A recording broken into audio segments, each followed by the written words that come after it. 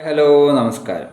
അപ്പം ഇന്നലെ ആയിരുന്നു ഇന്ത്യ വേഴ്സസ് ഇംഗ്ലണ്ട് അഞ്ചാമത്തെ 2020 സീരീസിലെ അവസാനത്തെ 2020. അപ്പോൾ അതും വലിയ മാർജിനിൽ തന്നെ തോറ്റിട്ടുണ്ട്.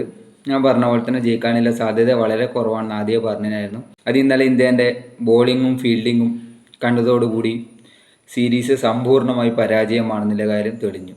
ബോളിങ് വളരെ മോശം എന്ന് വെച്ചാൽ വളരെ മോശം ബോളിംഗാണ്. ഞാൻ രണ്ട് ബോളർമാരെ ഇത് ജസ്റ്റ് ഒന്ന് പറയാം. Prince Yadav 4 over 60 run. ഇന്ത്യൻ്റെ ബെസ്റ്റ് സ്പിന്നർമാരുള്ള അക്ഷർ പട്ടേൽ 4 ഓവർ 61 റണ്ണ്. അതേപോലെ തന്നെ പിന്നെയും കുറച്ചും കൂടി ബെറ്റർ ആയിട്ട് വരുന്നത് ആർഷ്ദീപ് സിംഗും പ്രസിദ്ധ് കൃഷ്ണയാണ്. പ്രസിദ്ധ് കൃഷ്ണ ആർഷ്ദീപ് സിംഗും രണ്ടാളും കുറച്ചും കൂടി ബെറ്റർ ആയിട്ട് വരുന്നത്. വിക്കറ്റ് എടുക്കാൻ പറ്റില്ല, പക്ഷേ എക്കോണമി ബെറ്റർ ആയിരുന്നു ബാക്കിയുള്ളവരെ വെച്ച് കമ്പയർ ചെയ്യുമ്പോൾ. അതിന് സൂര്യാംശ് ഷെഡ്ഗേക്ക് 3 ഓവർ കൊടുത്തിട്ടുണ്ട്. 2 ഓവർ നല്ല രീതിയിൽ ആയിരുന്നു. ഒരു ഓവറിൽ 24-25 റൺ എടുത്തു, അതും പോയി.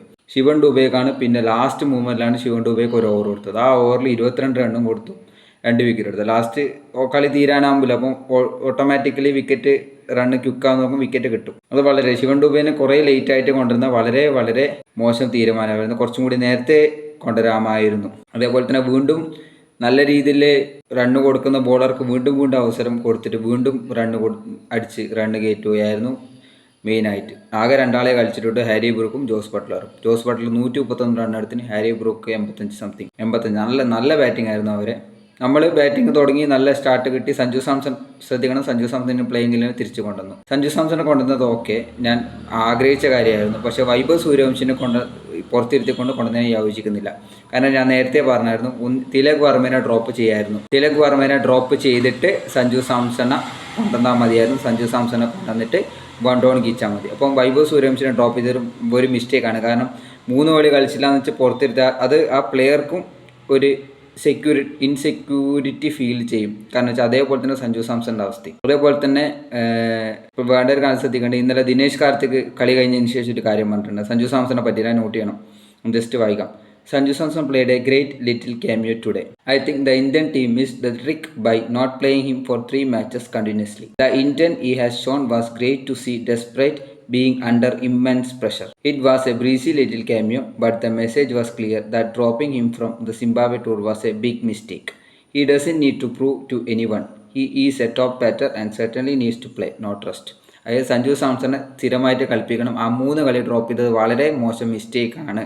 കാരണം സഞ്ജു സാംസൺ ഒന്നും പ്രൂവ് ചെയ്യാനില്ല. സഞ്ജു സാംസൺ ഓൾറെഡി പ്രൂവ് ചെയ്ത് കഴിഞ്ഞ പ്ലെയറാണ്. അപ്പോൾ 2-3 ഇന്നിങ്സ് കളിച്ചില്ല എന്ന് വെച്ച് വീണ്ടും ഡ്രോപ്പ് ചെയ്യുന്നത് വളരെ മോശം പരിപാടിയാണെന്നാണ് പറയുന്നത്. അതേപോലെ തന്നെ വൈഭവ് സൂര്യവംശിൻ്റെ കാര്യം അതേപോലെ തന്നെ. പിന്നെ സോറി ടു സേ ദിസ്, ഇന്ത്യൻ്റെ ഫീൽഡിങ് വളരെ മോശം ഫീൽഡിങ്ങാണ്. നിലവിൽ ഇൻ്റർനാഷണൽ ക്രിക്കറ്റ് കളിക്കുന്ന പല ടീമിൻ്റെയും ഫീൽഡിങ് വെച്ച് നോക്കുമ്പോൾ ഇന്ത്യൻ്റെ ഫീൽഡിങ് വളരെ മോശമാണ്. അതേപോലെ തന്നെ ഇന്ത്യൻ്റെ ക്യാച്ചിങ് എഫിഷ്യൻസി 72 പോയിന്റ് സംതിങ്, അത് 80% മുകളിൽ പോലുമല്ല.